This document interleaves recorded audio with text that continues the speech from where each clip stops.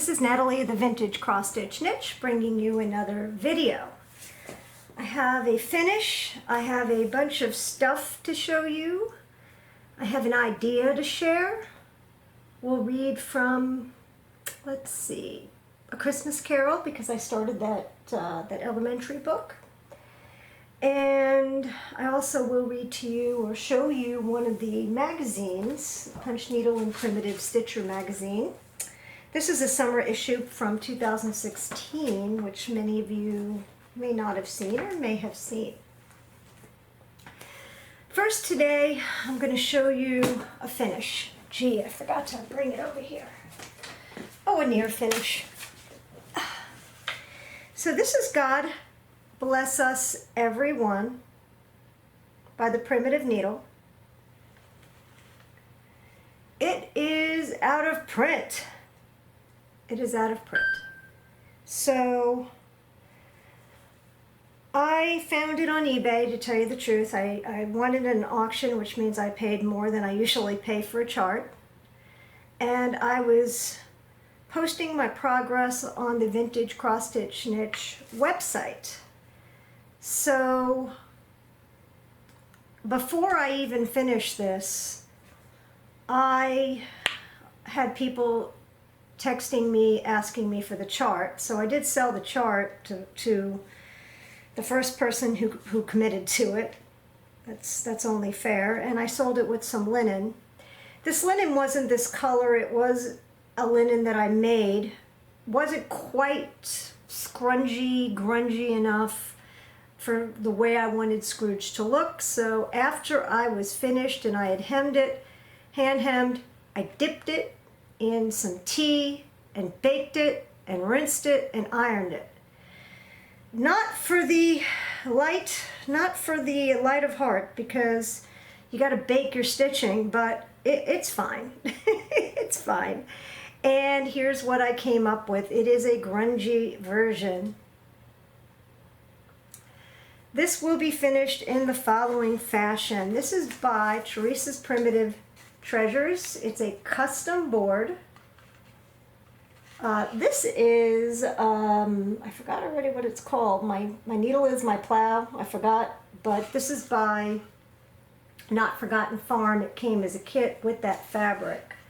And Teresa made me this beautiful matching, it's gray. I hope this sort of looks brown. Well, it is brown. It's brown and gray.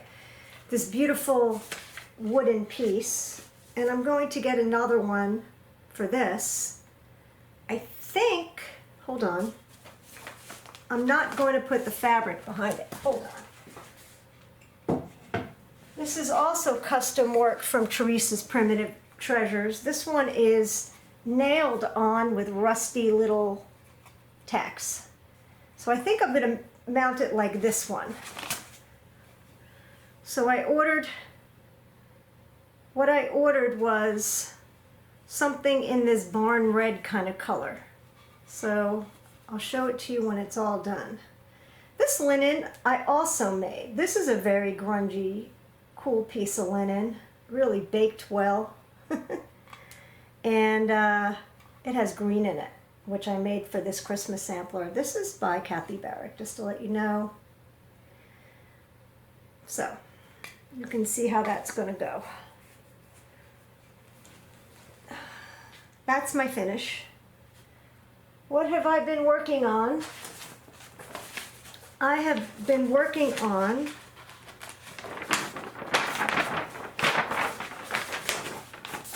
the Scarlet Letter Mary Ann Hutton sampler, Christmas sampler. Hark the Herald Angels Sing. That was actually on the sampler, so this is a true reproduction of a Christmas song. And there's a whole story about this. Not sure if it's American or English. I am working on it with the called for floss, which is silk actually. Oops, I got a piece extra.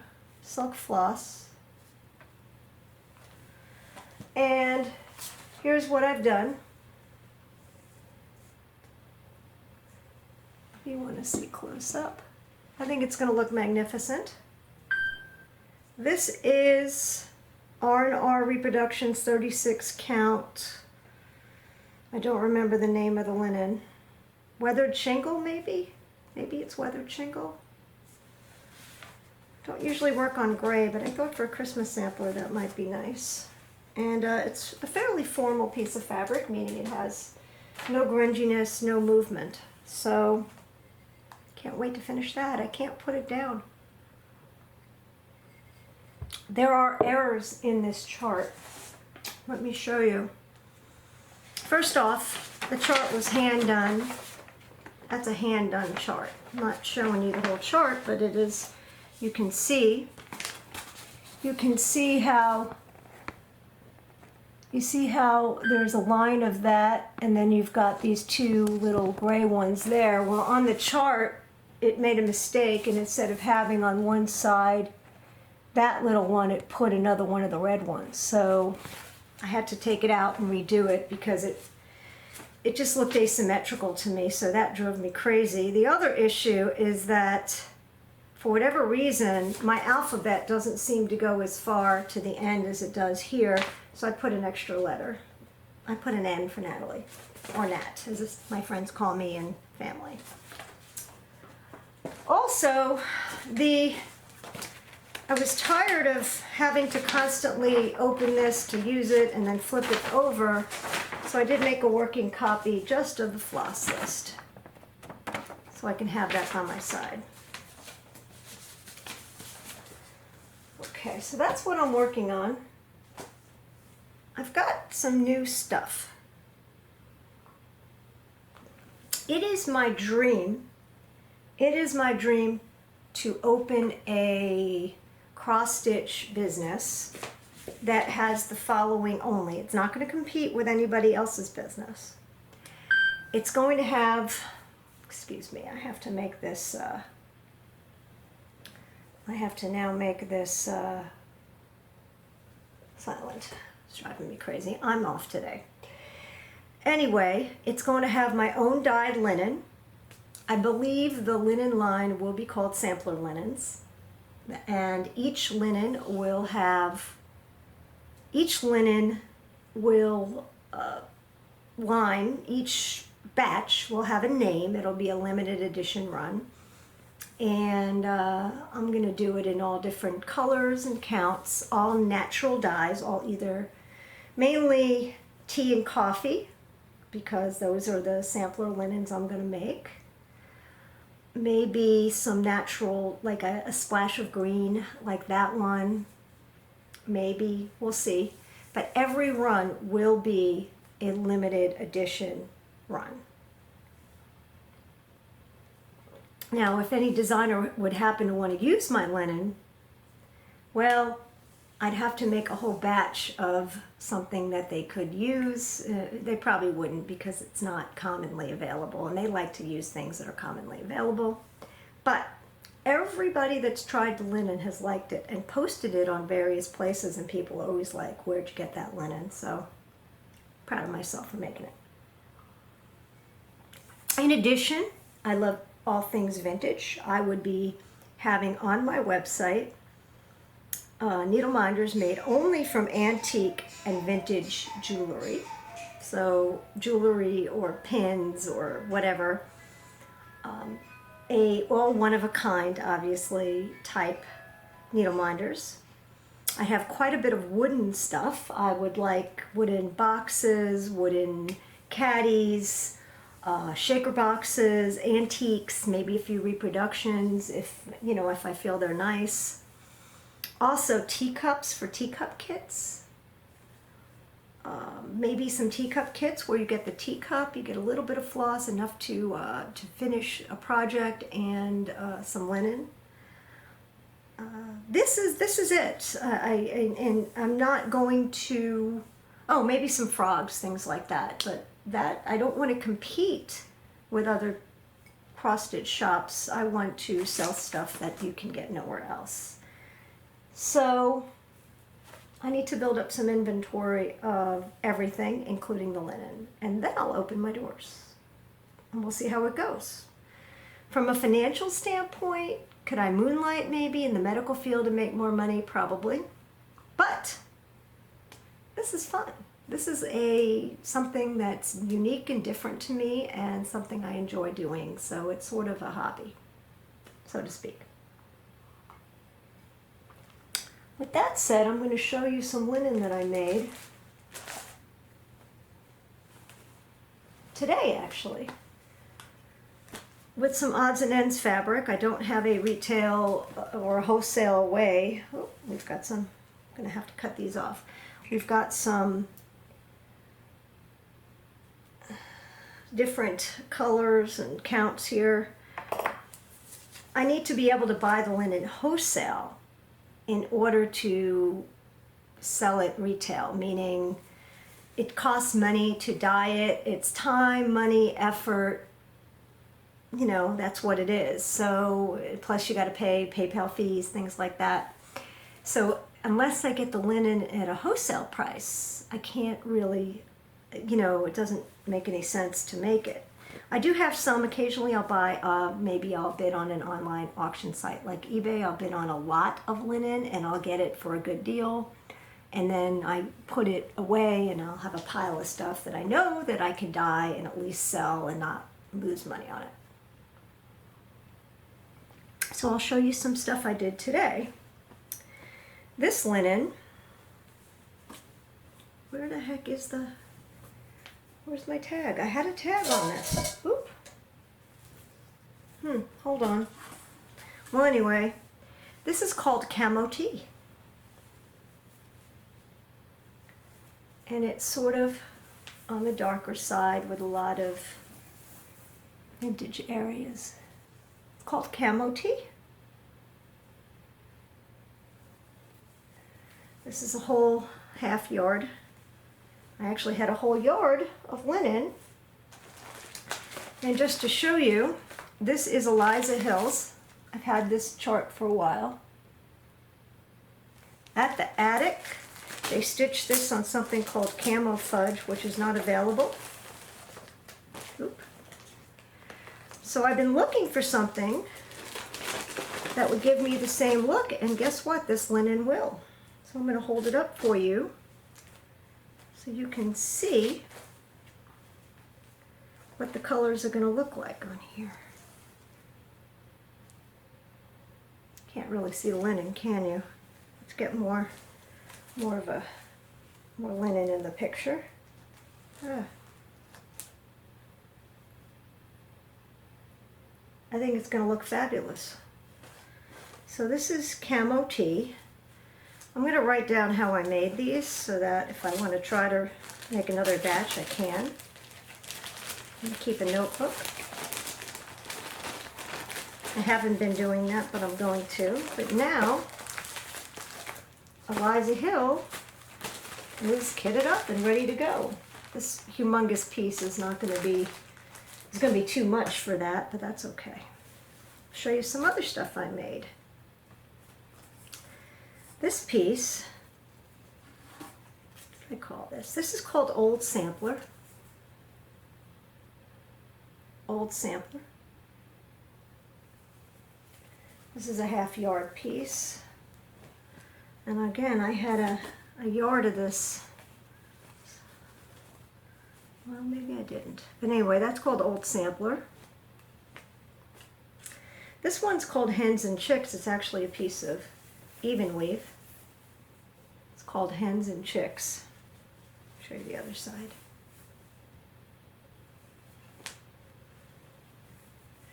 I only made one piece in this technique, and it's even weave. This one, as you can see, they're all different. This one, let's see, what did I call this? No,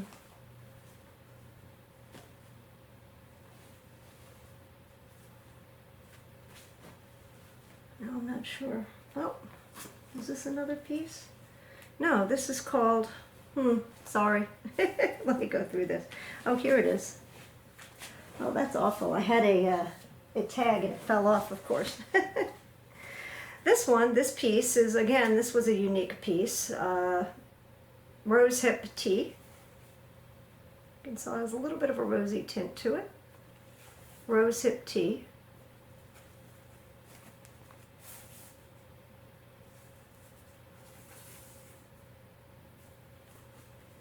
Tea and biscuits.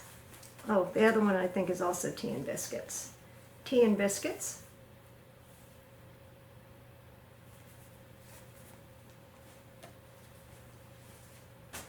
This one's also tea and biscuits. Here's another piece of it.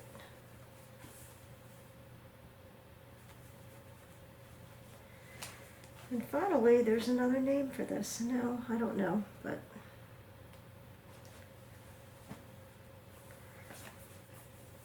unnamed as of now.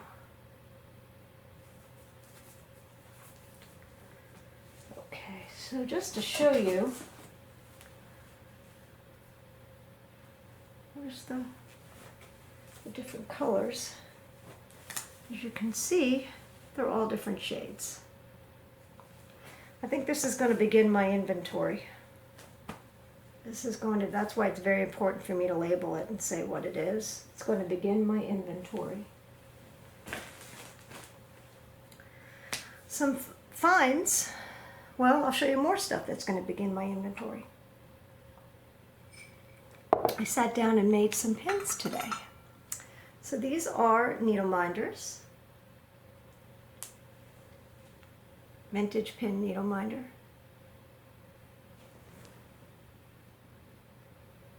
Isn't that pretty? Okay. This one is a vintage, I don't know, vintage style pin. I just happen to have it. Once again, as you can see, the button. This is one of those, this one was probably made in the 90s, a Mickey.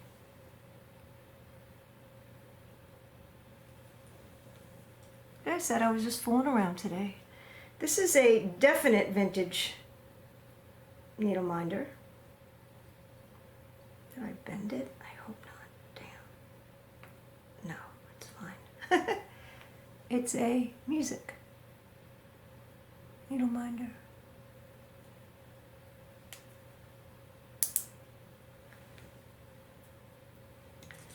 And here is another Christmas tree needle minder. It's again with the button. So these will be part of my inventory. I'm going to have to start labeling what they are and where they're from so I can put a story for each. And putting them in on a big metal sheet. This is actually a really interesting pen, this music pen. It's pretty old. But it's no longer a pen, it is now a needle minder. Okay, beautiful. Other things that I have are things like teacups, as you can see. This is Bilique, very, very thin, beautiful china. Would make a lovely little pin cushion. This is a vintage Christmas theme with the golden handle and the real pretty, looks Japanese, just pretty. And of course I showed you this one, which will not be for sale, of course, because this is my favorite one. This one is from Occupied Japan. This one I'm going to use. Things like that. Let me show you other things I've found. This basket. As you know, I use a basket, a big one, a big tiered basket, and I put my flosses. Well, this is a Christmas basket. A very well made Christmas basket that you certainly could use as a project basket. Things like that. These are little vintage shaker style boxes, or certainly not shaker boxes. They're inexpensive. Who knows where they were made. for finishing.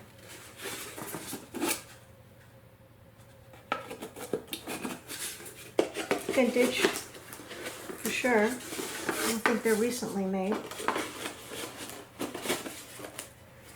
Here you got this vintage container. This one actually, I read it, is made in Hong Kong for the Tin Box Company of America. So this was 1970s probably.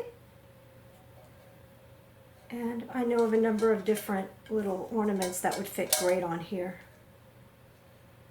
So for finishing, this is a real antique. Now this must have been in a store or a church or a synagogue or who knows, to hold the brochures for the day. And it fits charts. So this would be a chart holder. Look how beautiful it is. It's got great patina. I have some charts in here just to show you what I have in here. Stacy Nash Redwork sampler. I think a piece of my linen I wanted to do for that. I've got the sampler collection, Lucy Minton. I got a pair of Pilgrims. This came with the little buttons. I got Lizzie Kate Flora McSamples stockings. This comes with a little bit of beads. And of course, this is Great Grandma Pearl's birth sampler. Would that fit on one of these oblong boxes? Model stitched over one on Zweigart 28 and then stained upon completion. You'd have to do the numbers to see. But anyway, things like this.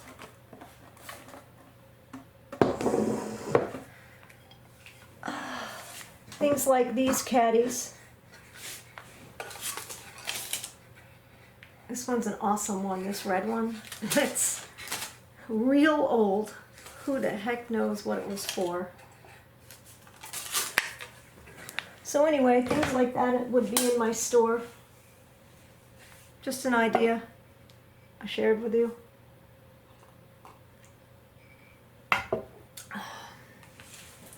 Now on for new charts. I think luckily I don't have much.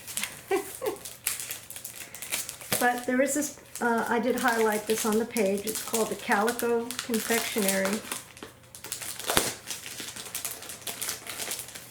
And if you bought a certain number of dollars worth of charts, you got free shipping. Let me show you. These charts, by the way, are $7, $8, $9. They're heavy cardstock with a nice photo on them. They're beautifully made charts. And I'll show you what I got. This one is All is Calm, All is Bright.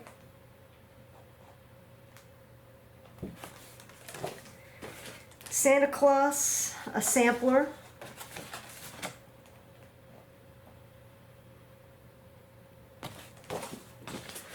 This one is a Farmhouse Noel.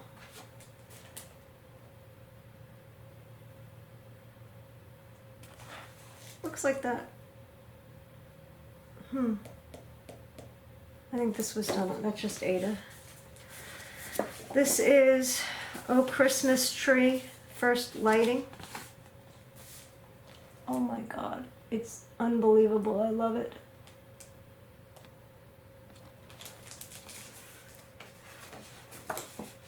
This one is just beautiful. I just love it. And Oh Father Christmas.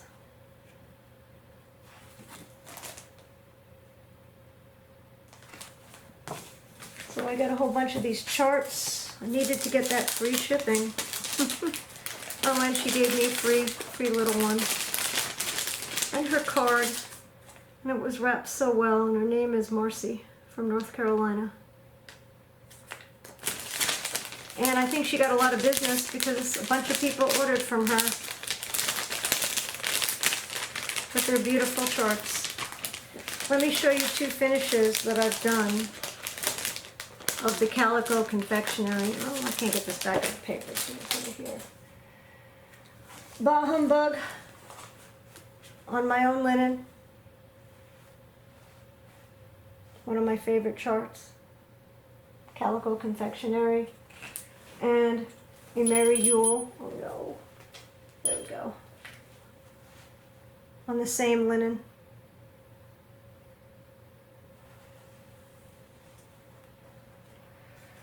Here's one more thing that I found I thought was pretty neat. This old Christmas sleigh. Definitely got some age to it. I don't know where it's from, but 50s, 60s. I thought this was great. What do you do with stuff like this? Well, let me show you what you do with it. Oh goodness. This container I got up in Jacksonville in one of those little antique malls. This big container. You put your smalls in it. So let's say you wanted to put some Christmas smalls. Let's see if I can find some here. I'm just trying to show you what, well, this is too big. Let's say you just put your Christmas smalls in here. And you'd fill this up and it would be filled with smalls. Just coming out of the, I'll pretend that's Christmas. I guess I could show you what's in here. I'm sure I've shown these at one point or another. This is my small container. There's also this. I don't think I've ever shown you this. This is an embroidered coffee table scarf.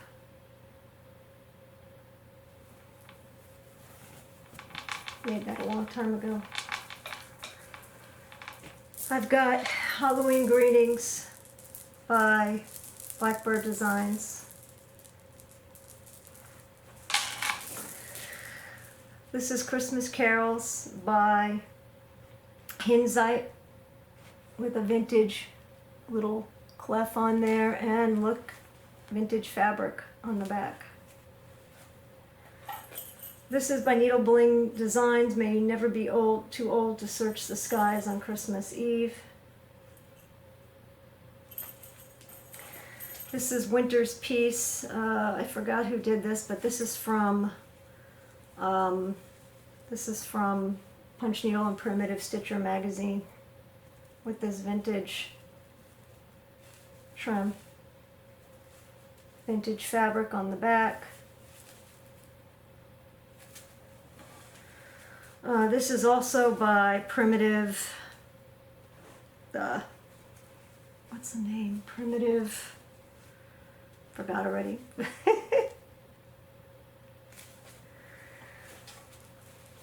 This is A Tender Heart Loves On. This is all over one. This is by Threadwork Primitives. This was called Civil War Needlebook, but I made it into a pillow.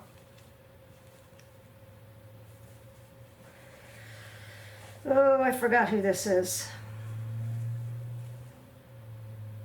It's great, right?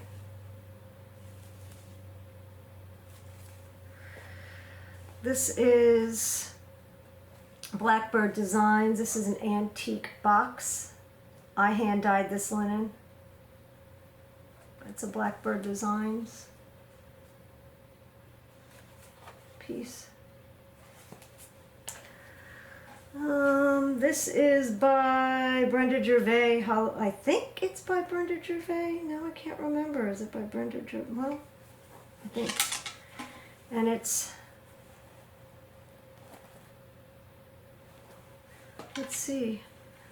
This one is Boo to You. This one is by, oh my goodness, I keep forgetting what these are by.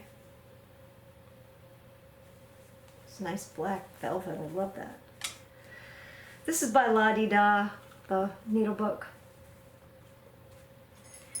This is Periwinkle Promises Christmas Cheer. I made this a long, long time ago. Vintage fabric on Ada. One of my first pieces. Anyway, so you put your smalls in one of these.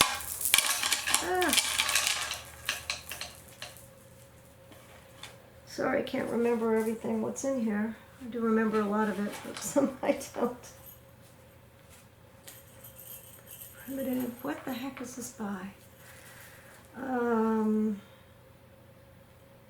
Something primitive. Forgot already. Okay. Anyway, let me put this away. I'll have to rearrange these guys. And I apologize for not knowing everything about those.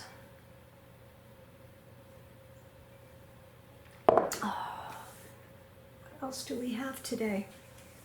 Let's read. And then we'll do the Christmas Carol. We'll do the punch needle, and then we'll call it a day. So we are on the second, this weekly reader, the second chapter. Visitors to the warehouse. It was the afternoon of Christmas Eve, and old Scrooge sat busy at work in his office. It was a cold, foggy, bleak day, and Scrooge could hear people in the street outside breathing heavily and stamping their feet on the stone pavement to keep warm. Even though it was only 3 o'clock, it was already dark, and the candles were beginning to appear in the windows of nearby offices.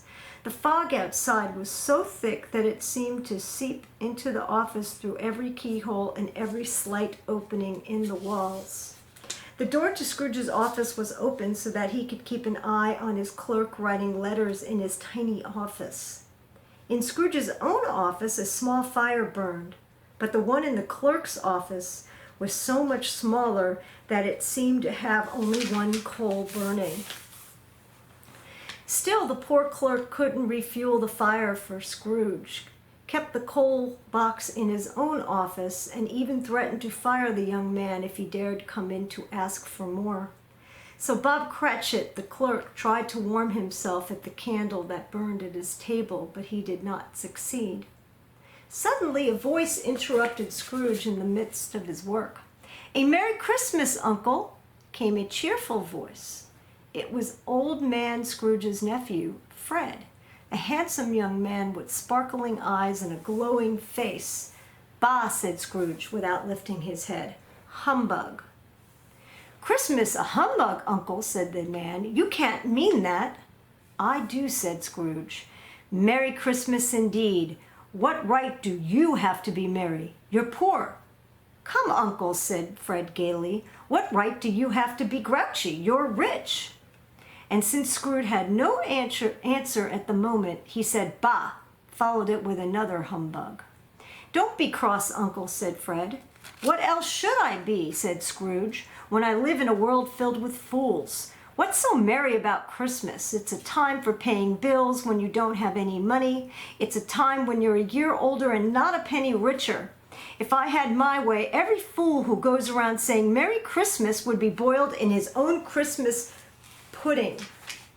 Why, I wouldn't care if Christmas never came again." "Uncle," cried his nephew, "what a dreadful thing to say. Christmas means so much. First, it's a sacred religious time, and then, too, it is a time for forgiving, a time to be charitable and pleasant. It is the only time where people seem to think of others so freely and to open up their hearts to each other." Then from the other office came the sound of the clerk applauding. Then, realizing immediately what he had done, Bob Cratchit busied himself poking at the remaining coal in the fire and extinguishing the last spark. "If I hear another sound from you," Scrooge called out to his clerk, "you'll celebrate Christmas by looking for a new job." "Don't be angry, Uncle. I simply came to invite you to have Christmas dinner with us tomorrow." "Why, I would rather see you down below with the devil first than come to your home." "But why, Uncle?" "But why did you get married?" "Because I fell in love." "Because you fell in love?" growled Scrooge. Bah, that's the only thing in the world more ridiculous than Christmas. Now leave me, sir. Good afternoon. But uncle, you have never come to see me before I was married. Why are you giving my marriage as a reason for not coming? I said good afternoon, said Scrooge sternly. I am truly sorry from the bottom of my heart, uncle. We have never had a quarrel. I have tried to keep the spirit of Christmas, and I will to the end. So Merry Christmas, uncle. Goodbye, said Scrooge. And Happy New Year, called Fred. Goodbye. Fred left the room still smiling. He stopped at the outer door to wish a Merry Christmas to Bob Cratchit, who returned the greeting as he let the young man out the door. At that moment, two rather stout gentlemen with books and papers in their hands appeared at the same door, asking to see Scrooge. Bob Cratchit showed them into Scrooge's office. They bowed as a greeting to Scrooge. One of the men consulted his list and said, "Is this Mr. Scrooge or Mr. Marley?" Scrooge nodded. And I am speaking to Mr. Scrooge or Mr. Marley," continued the man. "Mr. Marley has been dead for these 7 years," answered Scrooge. "In fact, 7 years ago tonight." "Well, then I am certain that you, as his partner, Mr. Scrooge, will want to be as generous as he was in donating to the charity we represent." Upon hearing the word generous, Scrooge shook his head, for he knew that Marley was no more generous than he was. But the man seemed to pay no mind to Scrooge's negative shake of the head, and he took upon a pen from Scrooge's desk and explained, "At this festive time of the year, we try to help the poor and destitute who are suffering. There are many thousands who do not have even the bare necessities of life." "Bah," replied Scrooge. "There are prisons and workhouses to take care of these people, and laws made by the government to see their welfare. As far as I'm concerned, the government is looking after them well enough." "But, sir," said the man, "we wish to bring a little extra cheer to these unfortunates. We are raising money to buy some food and drink and a little warmth. At this time of the year, everyone rejoices in giving. Now, how much donation may I put you down for?" "Nothing," replied Scrooge. "Ah, you wish your gift to be anonymous?" asked the gentleman. "I wish to be left alone," said Scrooge. "I do not consider Christmas merry, and I have no desire to make idle, worthless people merry. Their welfare is not my problem. I have my own business to attend to, and I do not concern myself with other people's business. Now, good afternoon, gentlemen."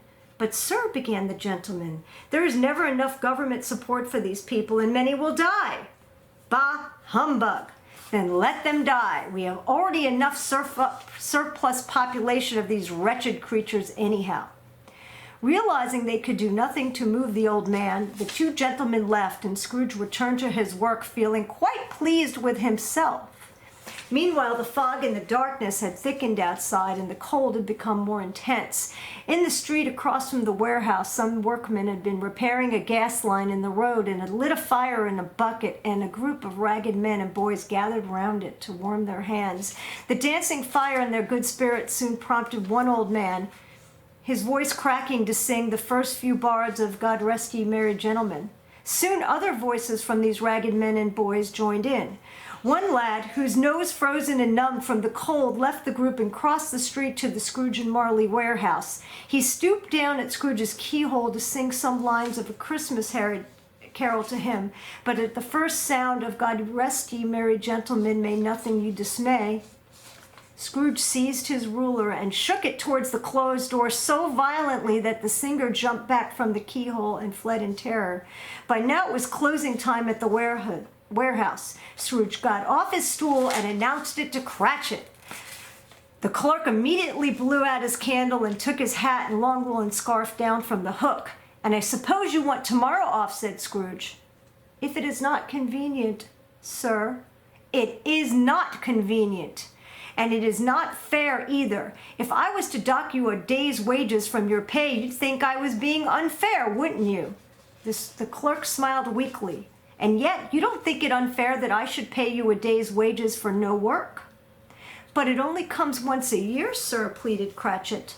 "Yes, once a year, every 25th of December. It's a poor excuse for picking a man's pocket, making me pay you for staying home." "Well then, Cratchit, you'd better be here earlier on the following morning." "Oh, yes, sir," promised the young man Cratchit. With that, Scrooge buttoned up his coat, slammed on his hat, and walked out growling. So this sets the scene. Poor Bob Cratchit is in the freezing cold. He has one coal on his fire. He's at a candle. He's freezing. Scrooge has a little fire. He's also cold, but not quite that cold. And the nephew comes, and the nephew is a good person according to Dickens' depiction of him, and he comes and invites Scrooge to dinner, to Christmas dinner, and Scrooge just says, "I'm not coming to dinner. I don't want to meet your wife. I want nothing to do with you." When the two people come to collect for the poor, Scrooge says, "No, I'm not giving to the poor. Let them be in prison. There's too many of them anyway." And Bob Cratchit asks for Christmas off, which Scrooge does give to him, but then says that you better be here early the next day, and you're picking my pocket, and giving him a hard time. So that's an abbreviated version of A Christmas Carol Made for Children, but and it's also the wording is a little bit simplified, but you get the meaning. What a great book. Christmas this year is in a few months. It's in a few months. Oh my God, it's July. So we're halfway through the year. The year disappeared. I hope we have a wonderful Christmas this year and people remember goodwill and cheer towards men as opposed to what's going on now, which is quite a bit of unhappiness in the world, from disease, from political turmoil. One can only hope. And reading A Christmas Carol should be mandatory for everybody nowadays. Anyway, that's my feeling. So on to cross stitch. Punch needle and primitive stitcher from 2016. We will not be doing the punch needle. I'm just going to show you. Let's see. This is Merciful by the Snowflower Diaries. It's beautiful, right? I don't know. It's on Vintage Country Mocha. This is Summer Roses Pin Keep by Javet Joachim. Pretty little finish. On Vintage Buttermilk Linen, I have no idea. Dixie Sampler, okay. That's some beautiful linen, is Dixie Sampler. This is Sweet Land of Liberty by Sandy Whitlow of the Humble Stitcher. And it's done on, it doesn't say, just says Weigart linen. That's a very, very pretty little house, red house. People are into doing red houses. Very pretty.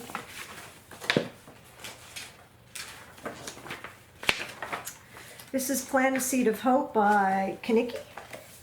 I've showed you this one before, I'm sure.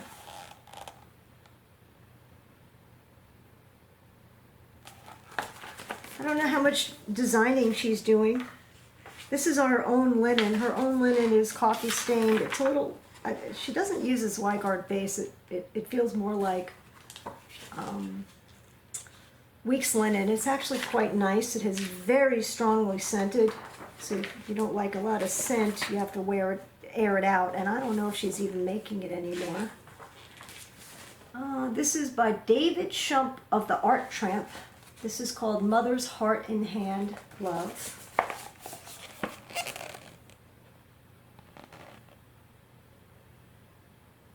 Done with Jobelin, milk chocolate Jobelin. Does it look very pretty? I like that hand, my God. I have a friend who's a hand surgeon. That would be nice for her.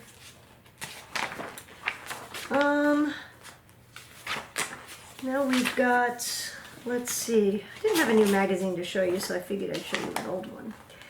The Sadie Wood Sampler. This is really, really prim and nice by Barbara Anna. This is like awesome primness. She did it on Osnaburg. Osnaburg is uneven weave. So what the heck is done here? It's done on Osna or Osnaburg. One strand over two. It's uneven. It may not, it's not easy to stitch on. I tried that one time and I really didn't like it. But it's cool. Done on Osnaburg. Osnaburg.